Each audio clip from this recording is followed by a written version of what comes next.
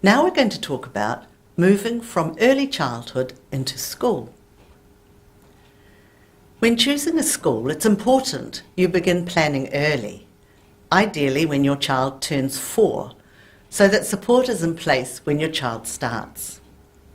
If your child has been receiving early intervention services, their early intervention team or key worker can discuss schooling options with you and help your child make the transition to school. You, your child, and the school will need to get to know each other very well as you prepare for your child to start school. The partnership with your school is very important. School visits will help you and your child meet key people and discuss how to make sure things go smoothly. Start thinking and talking with others about your child's school options. Talk with your child's team and key worker about whether your child might meet the criteria for the ongoing resourcing scheme, the ORS. If property modifications need to be made, confirm the school, enrol your child 12 months ahead to give plenty of time for these property modifications to be made. 6 months before, confirm the school your child is going to go to and enrol them at that school. About 3 months before, meet with the school to ensure information is shared, discuss your child's strengths and needs, and make a plan to transition into school. Talk with your school about the support they can offer your child. Start taking your child to a school to visit. Go to your child's classroom, meet the classroom teacher. Your key worker and or the school will work with you to fill out an ORS application if they think your child meets that criteria. Now I'd like to talk to you about a very important principle behind the New Zealand education system: inclusion. Schools have direct responsibility for meeting the educational needs of all their students.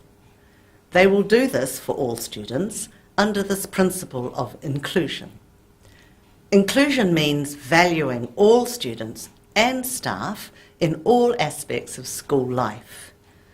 It involves removing barriers to a student's presence, participation and achievement so all children can be successful to the best of their ability. The partnership between you and your school is important, as the support plan for your child will be the teacher's plan, with additional strategies added to provide specific support tailored and targeted to your child. We've been talking about schools and choosing schools, but remember, at the end of the day, you know your child best. The Education Act of 1989 makes it clear that every child from the age of 5 has the right to go to their local school, and that this right applies equally to children with special education needs. The New Zealand Disability Strategy and the United Nations Convention on the Rights of Persons with Disabilities also support children with special education needs having the same right to go to school as every child.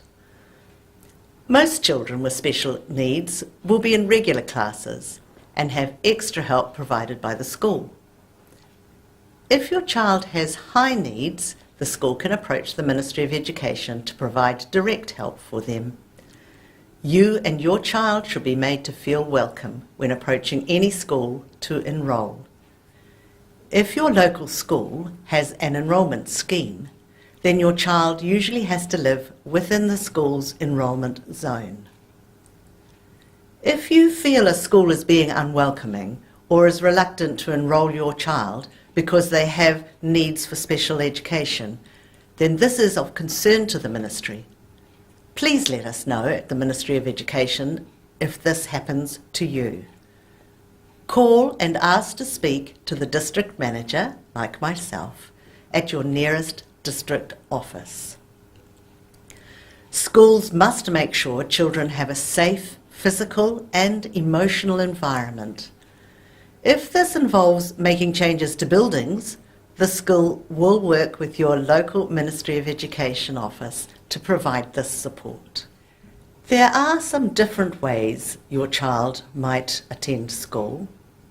In New Zealand we have special schools, we have satellite classes at regular schools, and some schools have a special unit within their school. If your child has high needs, they might be able to go to one of the 28 special day schools around the country. There are also a couple of residential schools and health schools, each helping children with different needs. Children with high needs might also be able to go to a special class at a regular school, sometimes known as a satellite class. These classes are run by a special school but sit on the grounds of a regular school. Some special schools also offer a special education outreach teaching service where children with high needs can be enrolled in their local school and have additional learning support from a specialist teacher from the special school. Some regular schools also have units that provide special support for children with special needs.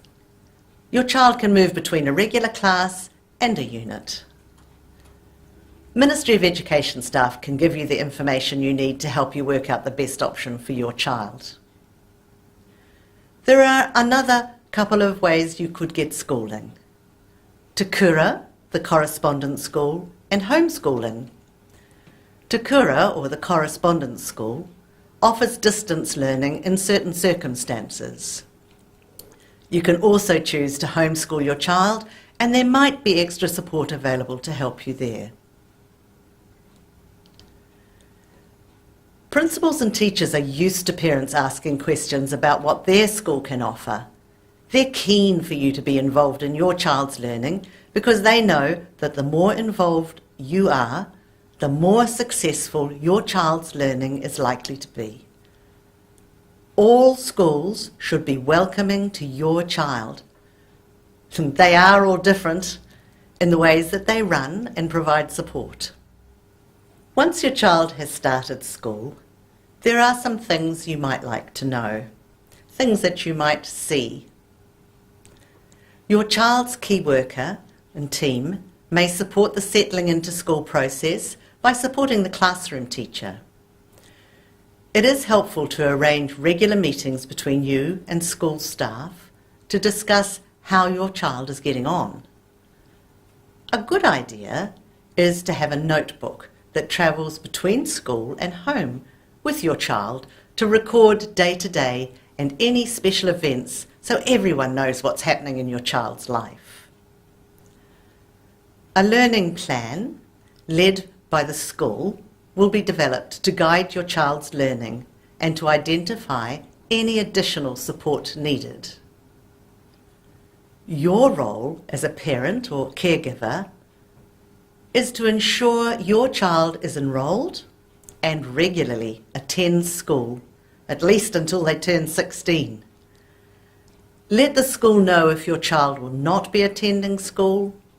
Let the school know ahead of time if you need to take your child out of school for a special reason, such as a medical appointment. Work with your school to identify your child's needs, develop appropriate programs and monitor their progress. Provide your school with essential information such as medical, dietary, exercise or personal care requirements and where to reach you in an emergency. Talk to the school about any problems as soon as they appear and share ideas about what's working well. Take part in developing the individual learning plan, the goal setting and specific learning programs, and follow up with those activities at home.